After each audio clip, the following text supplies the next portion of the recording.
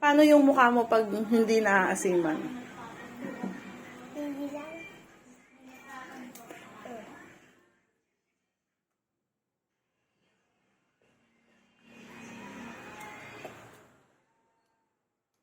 Hindi nga naaasiman. Bakit ganyan? O, yung mukha mo naman pag naaasiman.